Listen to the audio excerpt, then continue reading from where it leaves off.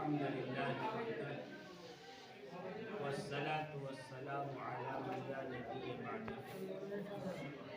أعوذ بالله من الشيطان الرجيم. بسم الله الرحمن الرحيم. ولنبلونكم بشيء من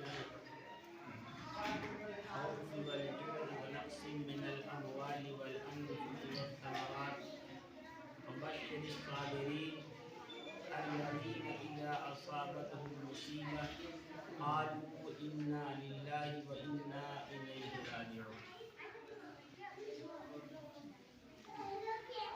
محترم بزرگ اور دوستوں اور عزیز ساتھیوں، اللہ رب العزت کا بڑا فضل و کرم اور اس کا احسان عظیم ہوا کہ اس نے ہم سب کو پاک دن میں مقام متبرک میں حاضری کی توفیق نصیب فرمائی اور ایک اہم فریضہ نماز جمعہ کی ادائیگی کے لیے آنے کی توفیق عطا فرمائی. دعا کریں اللہ رب العزت ہمیں اور آپ کو مکمل طور پہ اسلام میں داخل فرمائے. جیسا کہ قرآن کریم کے اندر ہمیں اور آپ سے یعنی ایمان والے سے یہ مطالبہ ہے، یا ایھا الذین آمنوا ادخلوا فی السلم کافۃ ولا تتبعوا خطوات الشیطان انہ لکم عدو مبین. کہ اے ایمان والو، تم مکمل اسلام میں داخل ہو جاؤ اور شیطان کے نقش قدم کی پیروی مت کرو، کیونکہ انسانوں کا شیطان خدا ہوا دشمن ہے. میرے محترم، قرآن کریم کی ایک آیت میں نے جو پڑھی ہے خطبہ کے شروع کے اندر، اللہ رب العزت فرماتے ہیں وَلَنَبْلُوَنَّكُمْ بِشَيْءٍ مِّنَ الْخَوْفِ وَالْجُوعِ، کہ ہم تمہارا امتحان لیں گے، ہم تم کو آزمائیں گے ڈر خوف دے کر، بھوک اور تکلیف دے کر، اور کبھی جان کا مال کا نقصان کر کے، کبھی پھلوں کو گھٹا کر. پھل کے اندر غلے کے انواع بھی اس میں داخل ہیں. یعنی باری تعالیٰ ہمیں اور آپ سے یہ فرما رہا ہے کہ اے میرے بندے، اس دنیا کے اندر جس کے اندر میں نے تم کو بھیجا ہے، تم پر مختلف حالات آئیں گے، کبھی خوشی کبھی غم. اس دنیا کے اندر ایک ہی وقت میں آپ نے دیکھا ہوگا کہ کسی کے گھر شادی کی شہنائیاں بج رہی ہیں تو کسی کے گھر ماتم کنا ہے. آپ نے دیکھا ہوگا ایک ہی وقت میں دنیا کے اندر کسی کے گھر خوشیوں کی برسات ہے تو دوسرے کے گھر ماتم چھایا ہوا ہے. اور یہ حالات جو آتے ہیں بندوں کے لیے آزمائش اور امتحان کی جا اور گھڑیاں ہوتی ہیں. اگر بندہ اس پہ صبر کر لیتا ہے اور حالات پہ قابو کر لیتا ہے تو پھر اللہ رب العزت کی طرف سے بڑی بشارتیں. اللہ رب العزت فرماتا ہے وبشر الصابرین، اے میرے حبیب، اے میرے محبوب، آپ ان لوگوں کو خوشخبری دیجئے جو صبر کرنے والے.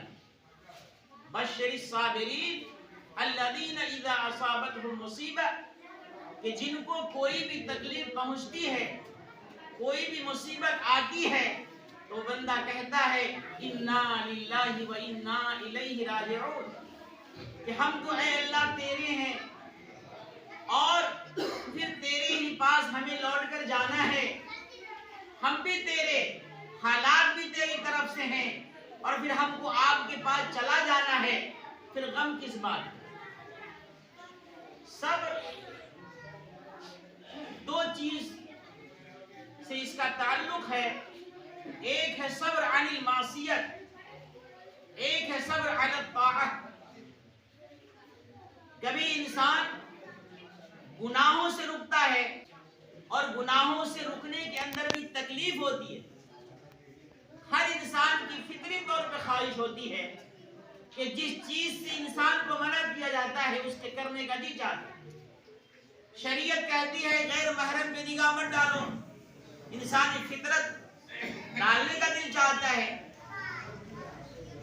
شریعت کہتی ہے کسی کی غیبت مت کرو، فطرت انسانی غیبت کرنے کا جی چاہتا ہے۔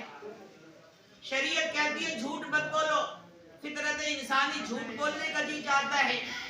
مگر جو بندہ معصیت سے رک گیا اور معصیت کے اندر جو تکلیف اس پہ صبر کر لیا، یا اسی طریقے پر طاعت کرنے کے اندر صبر علی الطاعت، نماز پڑھنا ہے، نماز کا حکم ہے، 5 وقت کی نماز پڑھنا فرض ہے۔ گرمی کا موسم ہے، ایک آدمی کا جی نہیں چاہتا گرمی کے موسم میں اپنے گھر سے نکلیں، دھوپ کے اندر چل کر مسجد تک جاویں اور پھر اس کے بعد اللہ کے سامنے اپنے سر کو جھکاویں۔ لیکن ایک بندہ نفس پر قابو کرتے ہوئے، اس اطاعت پر تکلیف کو برداشت کرتے ہوئے دوپہر کی چلچلاتی دھوپ کے اندر مسجد تک آتا ہے اور ظہر کی نماز باجماعت پڑھتا ہے، اور اس بندگی کرنے میں جو فطری طور پہ انسانی فطرت کے تقاضے سے جو تکلیف ہوئی اس کو برداشت کرتا ہے، تو پھر وہ مستحق ہوتا ہے اللہ کی طرف سے بشارت کا۔ کس کی بشارت؟ جنت کی بشارت، اور جنت کی ساری نعمتوں کی بشارت، اور جنت کی ساری اللہ کی طرف سے عطا کردہ انعامات کی بشارت۔ اسی طریقے پر بندہ دنیا کے اندر جیتا ہے، کبھی اس کے پاس ایسے حالات آتے ہیں گھریلو ماحول کے اعتبار سے، گاؤں کے اعتبار سے، اپنوں کی طرف سے، غیروں کی طرف سے ایسے حالات آتے ہیں کہ جی انسان کا چاہتا ہے کہ اپنے آپ کو ختم کر دے، اپنے آپ کو مٹا دے، اپنے جان کو ہتھیلی پہ لے لے یا خودکشی کر لے۔ ایسے بھی حالات آتے ہیں کہ آدمی مجبور ہو جاتا ہے، لیکن اس وقت اگر یہ بندہ اس بات کو ذہن میں رکھے کہ دنیا کے اندر جو تکلیف ہمارے پاس آئی ہے وہ ذہنی تکلیف ہے یا جسمانی تکلیف ہے، مگر یہ تکلیف بڑی معمولی ہے، اس کی کوئی حیثیت نہیں ہے، اور یہ ضروری بھی نہیں ہے کہ یہ تکلیف ہماری عمر بھر رہے، ہماری زندگی کی ساتھی رہے، یہ کوئی ضروری نہیں ہے، آج ہے کل نہیں رہے گا۔ اور بندہ یہ سوچ کر کہ دنیا کی تکلیف بہت معمولی ہے، صبر کر لیتا ہے، اور صبر کرتے ہوئے حالات کا مقابلہ کرتا ہے، اور حالات کا مقابلہ کرتے ہوئے اللہ کو راضی کرنے کی کوشش کرتا ہے اور اپنے آپ کو قابو میں رکھتا ہے، پھر یہ قرآن کریم کی آیت اس کے لیے ہے وَبَشِّرِ الصَّابِرِينَ الَّذِينَ إِذَا أَصَابَتْهُمْ مُصِیبَةٌ قَالُوا إِنَّا لِلَّهِ وَإِنَّا إِلَیْهِ رَاجِعُونَ، کہ وہ بندہ جو صبر کر لیتا ہے ان حالات کے اندر، اس کی جنت کی خوشخبری ہے، اللہ رب العزت کی رضا کا پروانہ اس کو ملے گا، اللہ اس سے راضی ہوگا، اللہ اس سے خوش ہوگا۔ اس لیے جب کبھی بھی ایسی پریشانی آوے، ایسی مصیبت آوے، چاہے جانی ہو یا مانی ہو، بسا اوقات ایسا ہوتا ہے ایک کاشتکار کھیت کے اندر بیج ڈالتا ہے، اس کی سینچائی کرتا ہے، اس کی کوڑائی کرتا ہے، اس میں کھاد اور پانی ڈالتا ہے، نہ جانے کتنی ساری محنتیں کرتا ہے، لیکن جب وہ کھیت پکنے اور پھلنے کا وقت آتا ہے، اللہ کی طرف سے کوئی ایسی آزمائش آ جاتی ہے، کوئی ایسا عذاب آ جاتا ہے، کوئی ایسی بارش ہو جاتی ہے یا ایسا قحط پڑ جاتا ہے، خشک سالی آ جاتی ہے کہ وہ بالی اور وہ ہریالی اور وہ جو ہے بیج اور وہ جو ہے غلہ ختم ہو جاتا ہے۔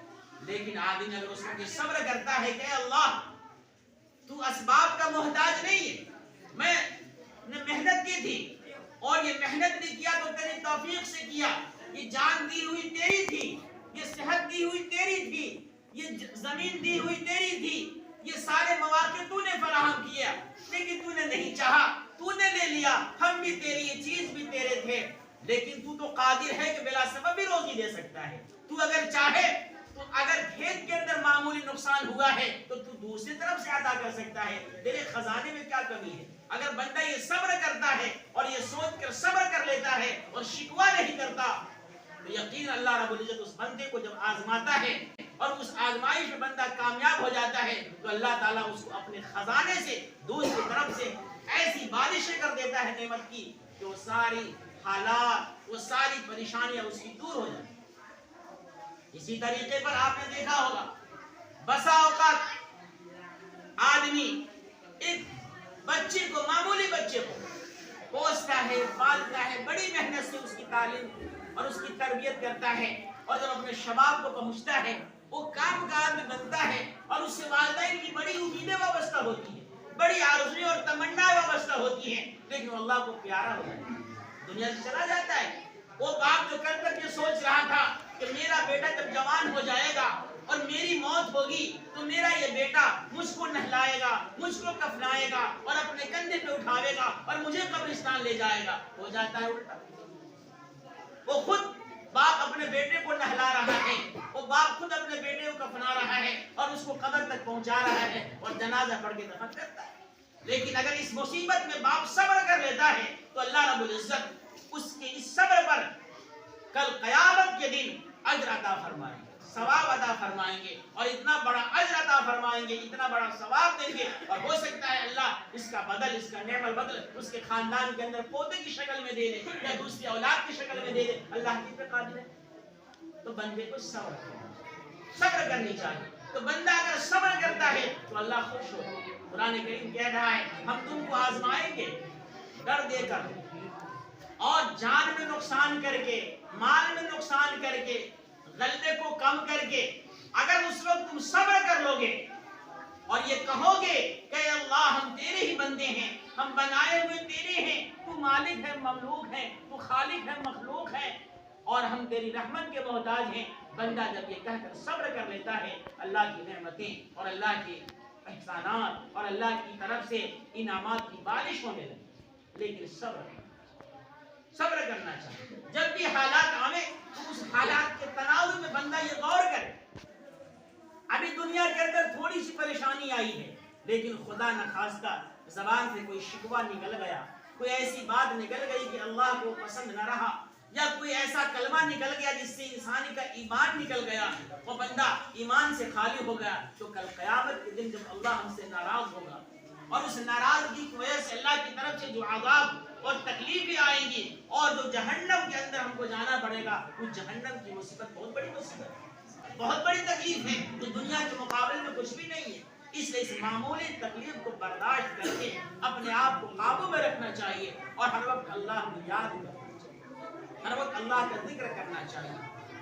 میرے بھائی، ایک معمولی انسان جو اپنے آپ کو واقعی کمزور ہے، یہ انسان اتنا کمزور ہے، قرآن کریم خود کہتا ہے کہ انسان بہت کمزور پیدا کیا ہے، اذا مسہ الخیر منوعا، کہ جب اس کو اللہ کی طرف سے خیر اور بھلائی پہنچتی ہے تو بندہ پھر رک جاتا ہے، اس مال سے خرچ کرنا نہیں چاہتا، سوچتا ہے اس میں میری کمائی کو دخل ہے، یہ میری محنت کا ثمرہ ہے اور میری محنت قوت بازو سے میں نے کمایا ہے، اس لیے اس سے خرچ کرنا نہیں چاہتا۔ وَإِذَا مَسَّهُ الشَّرُّ جَزُوعًا، جب اللہ کی طرف سے کوئی آزمائش آتی ہے پھر اس وقت آہو بکا کرتا ہے، گھبراتا ہے، شکوہ اور گلہ کرتا ہے، ایسا نہیں ہونا چاہیے۔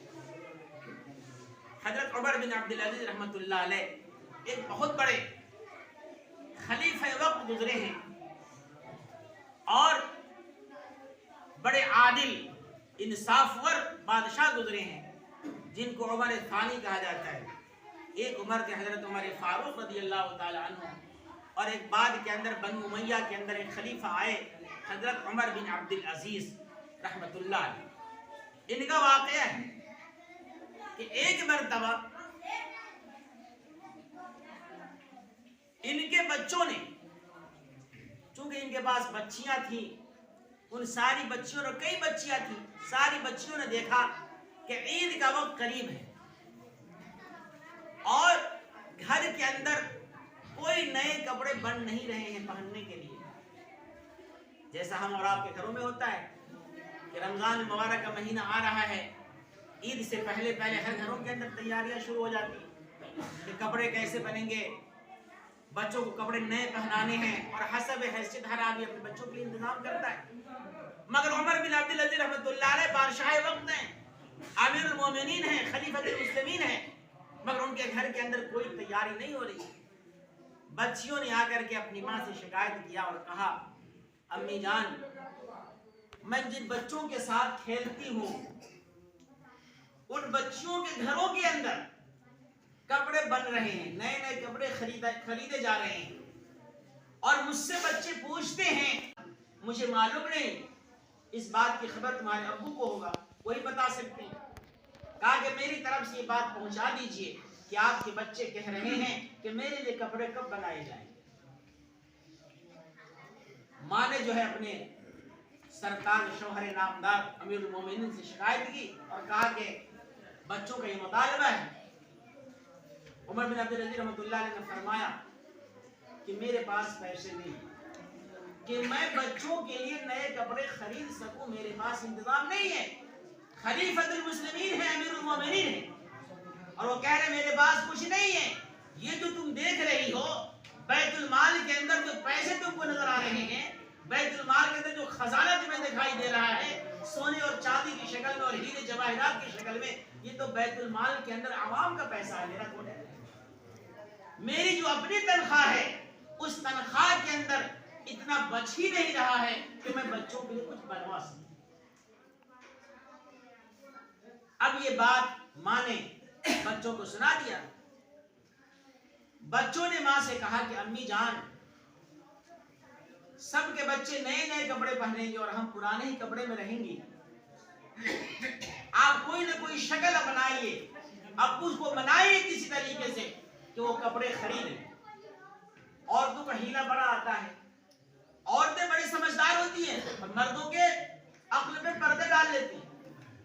مرد جو ہے عورت کے سامنے بے قابو ہو جاتا ہے، عام طور پہ بے قابو ہو جاتا ہے، اور اکثر مرد آج کل کے عورتوں کی غلام ہے. برا مت مانیے، عورتوں کی غلام ہے. بس جو عورت کہہ دیا، خصوصاً نوجوان طبقہ، ماں باپ کی کوئی قدر نہیں تھا، کچھ نہیں پہچانتا ہو. بس وہ اتنا جانتا ہے کہ بدیش چلے گئے، عورت کے ہاتھ میں میرے موبائل ہونا چاہیے، اور ہر وقت جو ہے ماں باپ کی شکایت مجھ کو ملتی رہے، اور پھر وہ تحقیق بھی نہیں کرتا کہ شکایت بجا ہے یا بیجا ہے. میں معافی کے ساتھ یہ بات کہہ رہا ہوں، حقیقت یہی ہے، اور ساری برائیاں اسی سے جنم لیتی. ماں باپ کی سننے کو کوئی تیاری نہیں ہے. ماں باپ تو جہاں دیدہ ہے، عمر رسیدہ ہے، ان کی عمر پک چکی، وہ جانتے حالات کو. وہ صحیح بھی بات کہتے ہیں تو بچوں کو سمجھ آتی نہیں ہے، وہ بات کرنا چھوڑ دے گا، حقیقت سننا چھوڑ دے گا. بس ایک ہی کی وہ سنتا ہے تو اس کی سنائی جاتی ہے رات میں. بہرحال حضرت عبدالعزیز رحمۃ اللہ علیہ کو ان کی عورت نے مشورہ دیا رات کو کہ ایسا کیجئے، شیطان نے عقل دی، سجھایا کہ ایسا آپ کر لیجئے، 1 مہینے کی تنخواہ ایڈوانس لے لیجئے. اس مہینے میں تو آپ کے پاس پیسے نہیں ہیں، مگر 1 مہینے کی تنخواہ آپ ایڈوانس لے لیجئے وزیر خزانہ سے، اور بچوں کو کپڑے بنوا دیجئے، آئندہ ماہ کے اندر وہ برابر ہو جائے. ان کے ذہن میں بات آئی کہ بات تو ٹھیک ہے، بیت المال سے میں اپنا پیسہ 1 مہینے کی تنخواہ لے لوں اور اس سے بچوں کے کپڑے بنوا دوں. انہوں نے ایک پرچی لکھا اور اس کے بعد وزیر خزانہ کو کے نام لکھا کہ اتنے پیسے اگلے مہینے کا تنخواہ مجھ کو دے دی جائے. وزیر خزانہ بھی کیسا دیندار تھا، چونکہ عمر بن عبدالعزیز کا وزیر نہ تھا. انہوں نے اسی پرچے کے پشت پہ لکھا کہ حضرت مجھے آپ اس بات کی گارنٹی لکھ دیجئے کہ اگلے مہینے کی پہلی تاریخ تک آپ زندہ رہیں گے، یہ مجھ کو گارنٹی دی. اب وہ پرچہ ان کے پاس آیا دوبارہ تو حضرت عمر بن عبدالعزیز اب ہوش آئی بات، کہا کہ یہ کون گارنٹی دے سکتا ہے، 1 سیکنڈ کی تو گارنٹی نہیں ہے. और 1 महीने की गारंटी कौन दे? कहा कि मेरे बस का नहीं, कहा कि मेरे बस का नहीं है। अपनी बेगम से कहा कि सुनो, वजीर खजाना ने मेरी आंखें खोल दी। और आज का बादशाह होता तो क्या कहता? तू मेरा मातहत है, मैं जो तुझे कहूँ वही करना होगा। ये तुझे किसने हक दे दिया कि मेरे पर्चे की पुष्ट में मेरे हुक्म की उर्दूली की, मेरे हुक्म की नाफरमानी की? मगर उमर बिन अब्दुल अजीज रहमतुल्लाह अलैह ने इस बात को सराहा, दाद दी और कहा कि यकीनन मैं इस बात की गारंटी तुमको नहीं दे सकता कि 1 महीने तक मैं जिंदा रहूंगा। और अपनी बेगम से कहा कि बच्चों को संभाल लीजिए, बच्चों को समझा दीजिए, मेरे बस का नहीं है तो मैं नहीं करूंगा। मेरे भाई, ये है अमानत, ये है दयानत। और आज दुनिया जो परेशान है मईशत की वजह से, इसी बुनियाद पे परेशान है कि आज लुटेरे लोग बरसरे इख्तिदार हैं, आज खजाने के मालिक चोर और डाकू हैं। अगर हकीकत माने में अक्ल परवर इंसाफ पसंद हुक्मरान आ जाएं तो आज इसमें मेरे हुक्म की उर्दूली की, मेरे हुक्म की नाफरमानी की। मगर उमर बिन अब्दुल अजीज रहमतुल्लाह अलैह ने इस बात को सराहा, दाद दी और कहा कि यकीनन मैं इस बात की गारंटी तुमको नहीं दे सकता कि 1 महीने तक मैं जिंदा रहूंगा। और अपनी बेगम से कहा कि बच्चों को संभाल लीजिए, बच्चों को समझा दीजिए, मेरे बस का नहीं है तो मैं नहीं करूंगा। मेरे भाई, ये है अमानत, ये है दयानत। और आज दुनिया जो परेशान है मईशत की वजह से, इसी बुनियाद पे परेशान है कि आज लुटेरे लोग बरसरे इख्तिदार हैं, आज खजाने के मालिक चोर और डाकू हैं। अगर हकीकत माने में अक्ल परवर इंसाफ पसंद हुक्मरान आ जाएं तो आज भी दुनिया के अंदर कोई ज़कात का मुस्तहिक नहीं, कोई भी गरीब नहीं रहेगा।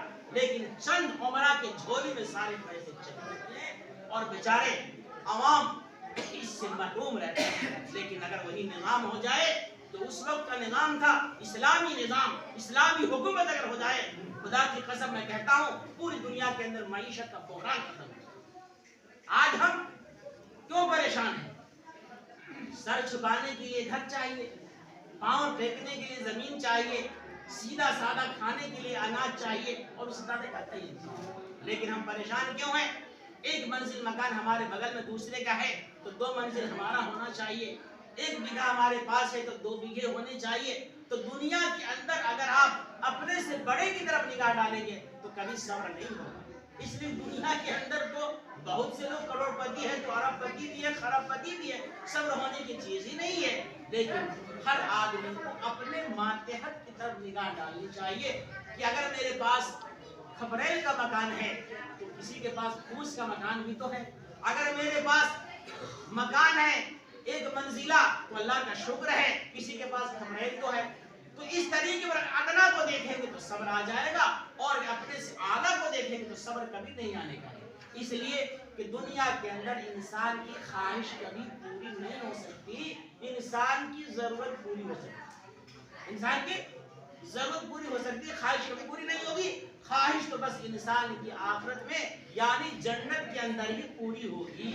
बस अल्लाह ताला से दुआ करें कि अल्लाह ताला हम सबको सब्र और इस्तिकामत की तौफीक अता फरमाए। और कभी भी हालात आए 2 रकात नमाज पढ़िए, अल्लाह से मांगिए और अल्लाह से कहिए, ऐ मेरे मौला मुझ पर जो हालात आए हैं इस हालात को तू ही दूर करने वाला है। इसलिए कोई पत्ता भी बिन अल्लाह के हुक्म की हरकत नहीं करता। तो हालात भी आते हैं तो अल्लाह की तरफ से आते हैं और आजमाइश के तौर पे आते हैं।